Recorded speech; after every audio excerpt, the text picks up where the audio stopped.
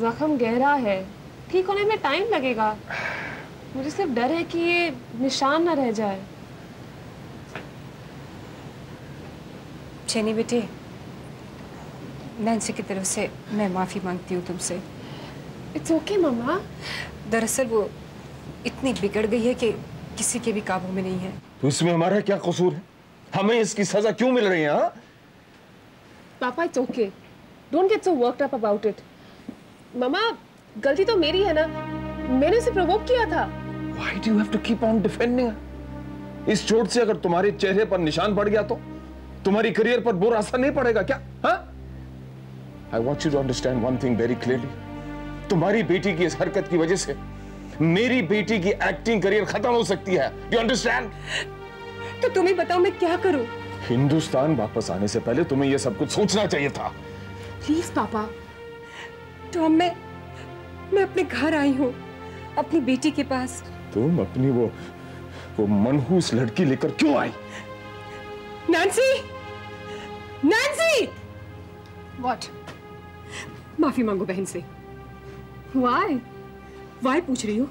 देखती नहीं हो कितना गहरा जख्म दिया है तुमने उसे?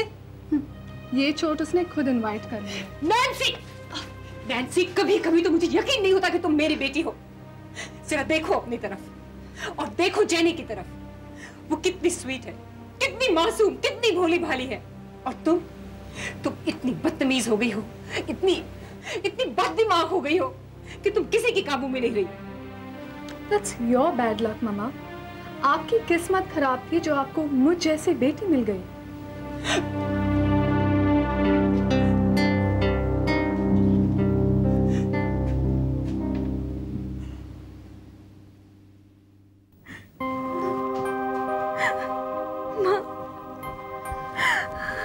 धीरज रखो बेटा, चुप हो जाओ, सब ठीक हो जाएगा।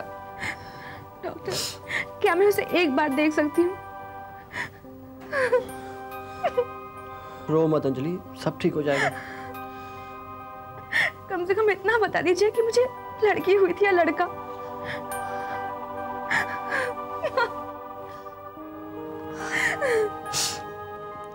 लड़की थी बेटा।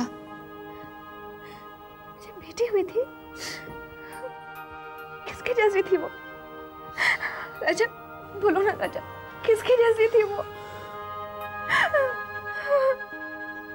चुप हो जा बेटा, मन कड़ा करो। जानती हो तुम्हें दोबारा लड़की होगी। हाँ, बस धीरे से काम लो, सब्र करो। मैंने एक एक पल उसका इंतजार किया है माँ। उसकी हर एक धड़कन अपने अंदर महसूस की है। वो मुझसे बातें करती थी, फिर मुझसे मिले बगैर कैसे चली गई? पिताजी। अरे आजा बेटा।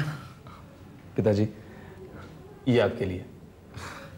खामखा तुमने तकलीफ की।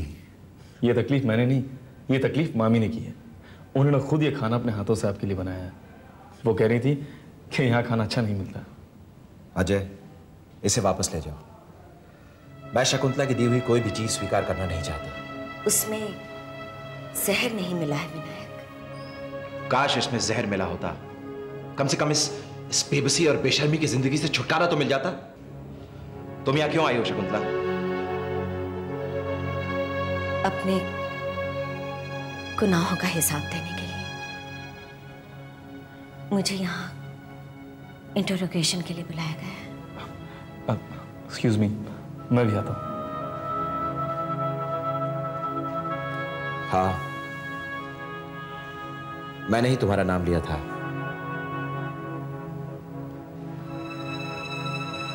मुझसे बदला लेने के लिए?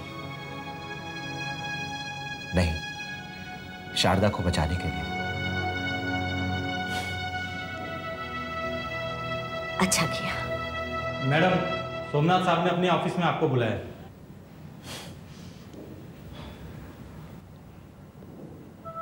जाती हूँ।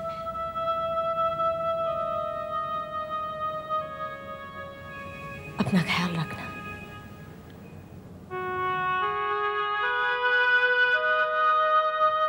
बेटा, मेरे ख्याल से अब कुछ दिनों अंजलि को सख्त आराम की ज़रूरत है। तुम्हारे यहाँ तो कोई बड़ा है नहीं, इसलिए मैं चाह रही थी कि तुम दोनों ही मेरे पास आके कुछ दिन रहो। जैसा आप कहें आंटी। वैसे भी अंजलि की खुशी और आराम से बढ़कर मेरे लिए कोई चीज़ नहीं है। तुम क्या कहती हो अंजलि? Hello everybody.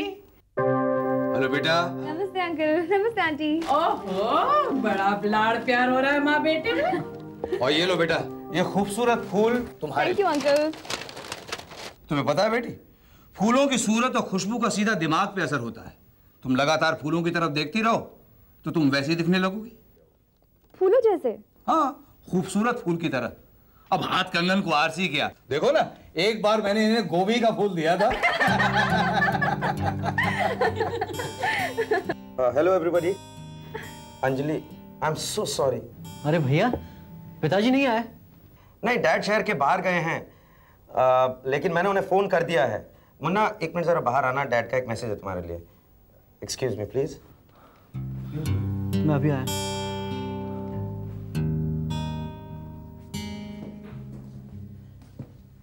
रजत, तू अंजलि को डिवोर्स दे दे। क्या भैया, आप ऐसी बात कैसे कर सकते हैं, वो भी ऐसे नाजुक मौके पर? भाई, मैं नहीं चाहता कि यह नाजुक मौका तेरी जिंदगी में दोबारा आए। मतलब क्या है आपका?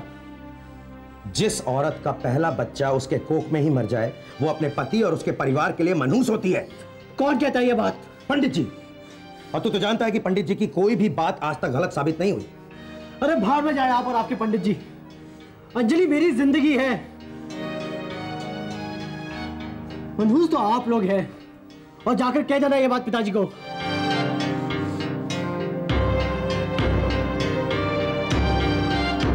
अपने आशिक मिस्टर विनायक वर्मा पर आपने क्या क्या लुटाया? तन मन धन या? प्लीज चुप रहिए, स्टॉप इट। आप लोगों को शर्म आनी चाहिए ऐसी बातें करते हुए। You stop it, Shakuntala Devi, just you stop it। एक तो चोरी और पसीना तो नहीं, आप क्या सोचती हैं कि हम इतने बेवकूफ हैं कि ये मान लेंगे किसी प्रपोज करने से बच्चा पैदा हो गया? बतलाइए ना, आखिर शादी से पहले आपके पेट में बच्चा कहां से आया? बोलिए शकुंतला देवी, बोलिए, उन नाजुक लम्हों में पहल किसने की थी? आप की थी ना?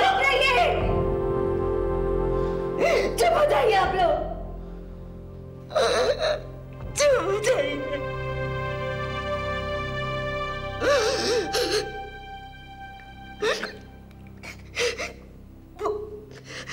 वो बच्चा तो हमारे प्यार की निशानी था। प्यार की निशानी, प्यार की निशानी। आप ही जैसे लोगों ने प्यार की निशानी कह के देश की आबादी बढ़ा दी है। देखिए इंस्पेक्टर, ये कोई बात करने का तरीका नहीं है। मिस्टर आनंद जोशी, किससे किस तरह बात करनी चाहिए यह हमें अच्छी तरह मालूम है। प्लीज हमें अपना काम करने दीजिए आप। हाँ तो शकुंतला देवी, आप शादी के बाद भी मिस्टर विनायक वर्मा से मिलती रही और फिर आप दोनों ने साथ में मिलकर के यह तय किया कि किस तरह से पब्लिक से करोड़ रुपया लूटा जाए। नहीं, हम लोगों ने किसी को भी नहीं लूटा। वैसे ही जैसे ना शादी से पहले और ना शादी के बाद आपका मिस्टर विनायक वर्मा के साथ संबंध रहा। आप तो बिल्कुल सती सावित्री थी ना। हाँ, मैं शादी के बाद भी विनायक से मिलती रही, मगर इंतकाम लेने के लिए वो कब प्यार में बदल गए मुझे पता ही नहीं चला। शकुंतला देवी जी, आप इस कहानी को बॉलीवुड में बेच दीजिए, आपको बहुत पैसे मिलेंगे।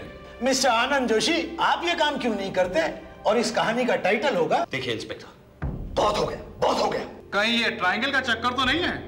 आप अपनी वाइफ से ही ये सब कुछ करवा रहे हो जस्ट पैसे कमाने के लिए? Stop it! हम पर चिल्लाने की कोई जरूरत नहीं है।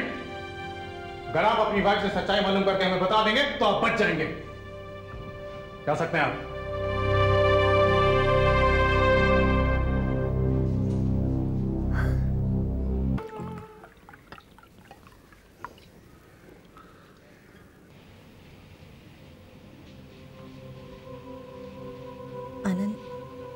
इतना मत पियो।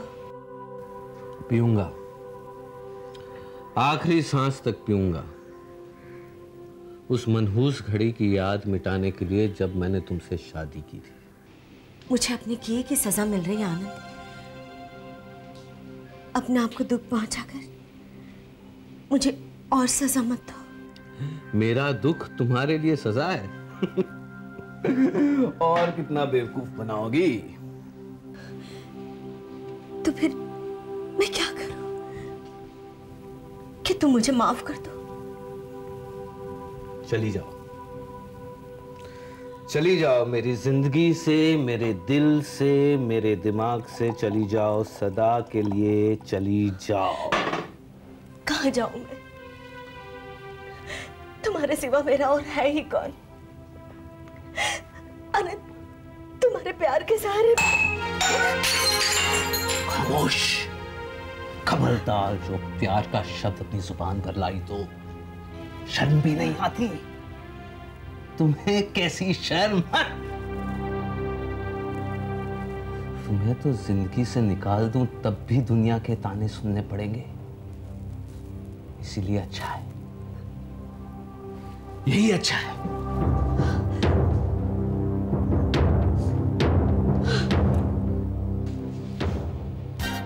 जला डालूंगा।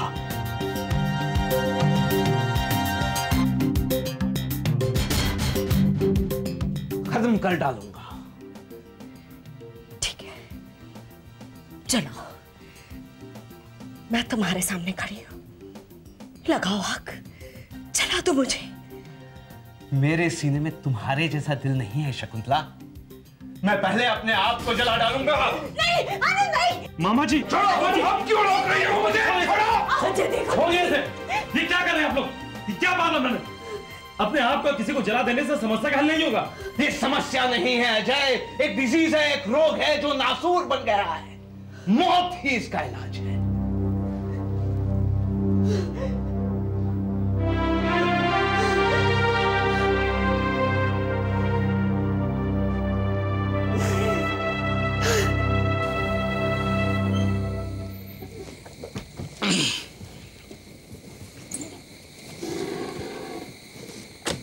शारदा, मैं अभी भी कह रही हूँ हमारे साथ घर चली चल, और फिर कल सुबह आ जाना। और नहीं तो क्या, मैं अकेले क्या करेंगे? हमारे घर में आपको आराम मिलेगा।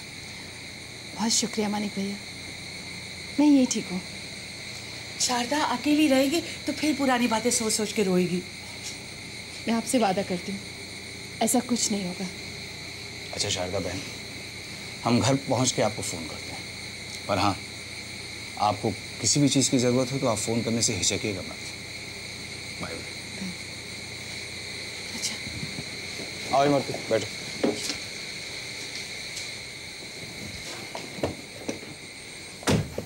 चलिए। भैया, आप? अंजलि कैसी है? अब काफी संभल गई है, उसी को छोड़ के आ रही हूँ। लेकिन आप इस वक्त घर में सब ठीक तो है ना भैया? कौन सा घर? मेरे पास कभी कोई घर नहीं था, सिर्फ एक रेत का महल जो झूठ और धोखे की बुनियादों पर खड़ा था। बस एक हवा का झोंका आया, सब कुछ बिखर के टूट गया। भैया, तुमने मुझे विनायक और शकुंतला के बारे में पहले क्यों नहीं बताया? कम से कम मैं उस रिश्ते से आजाद हो जाता। मैं खुद बेखबर थी भैया, मुझे कहाँ पता था। अगर विनायक ने खुद मुझे ना बताया होता तो ये राज तो हमेशा राज ही रह जाता। अच्छा होता, कभी कभी बेखबरी जानकारी से अच्छी होती है। अरे अजय, तुम? रजत, भैया, भैया आखिर आप आ ही गए। अंजलि, मुझे माफ कर देना प्लीज, मैं तुम लोगों से मिलने आ नहीं सका। क्या करूं, अपनी परेशानी में उतना उलझ गया था। आप माँ से मिले? हाँ, माँ से तो मिला। और जानते हो किससे मिला? किससे? पिताजी से भी। पिताजी? उनकी खबर आपको भी मिल गई? कैसे हैं वो? वैसे ही जैसा होना चाहिए, परेशान। भैया मुझे भी उनसे मिलना है, आप ले चलेंगे मुझे? नहीं अंजलि, मैं तुम्हें वहां इस हालत में नहीं जाने दूंगा। जानती हो अंजलि, पिताजी से तुम भी कई बार मिल चुकी हो। मैं? हाँ, वो जो बाबा तुमसे मिलने आते थे ना, वही तो हमारे पिताजी हैं। क्या? हाँ।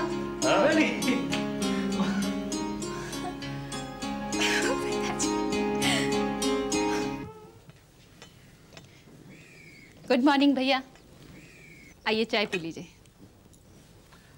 तुम्हारे यहाँ आकर मुझे बहुत सुकून मिल रहा है शारदा। तुम ना होती तो न जाने मैं कहाँ भटक रहा होता। ऐसी बात क्यों कह रहे हैं भैया, ये घर भी तो आप ही का है ना। बहन को अक्सर भाई के घर पनाह मिलती है, लेकिन मेरा नसीब देखो, मुझे अपनी बहन के घर पनाह मिल रही है। भैया, ये मेरा सौभाग्य है कि आप मेरे साथ रहेंगे और हमारे बचपन के दिन वापस लौट आएंगे।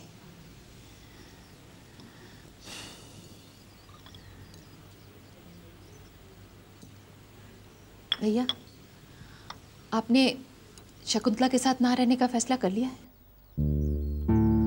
हाँ, अब हम एक छत के नीचे नहीं रह सकते।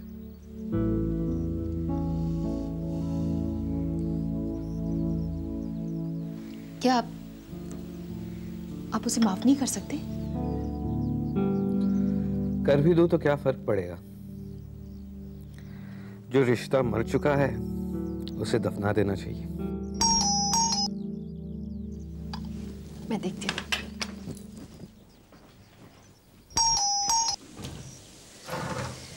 शारदा, आनंद यहाँ आए हैं क्या?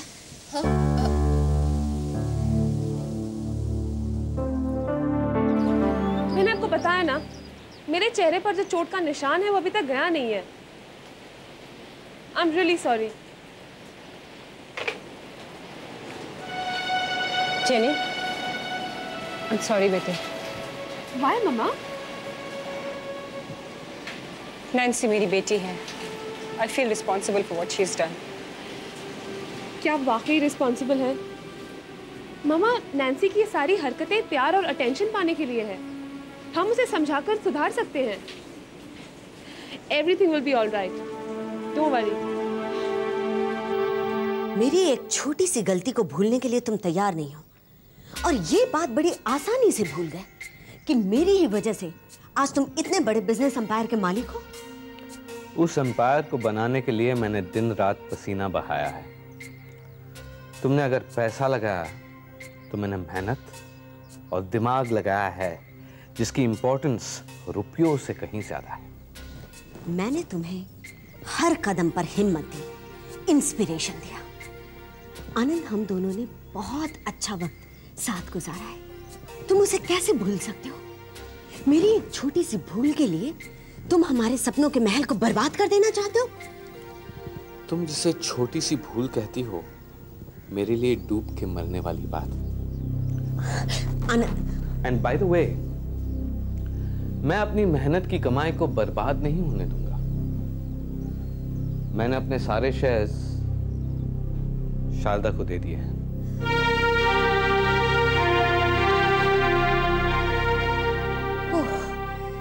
So, that's it. ये सब तमाशा इसीलिए हो रहा था। तुम जो पाना चाहती थी तुमने पा लिया,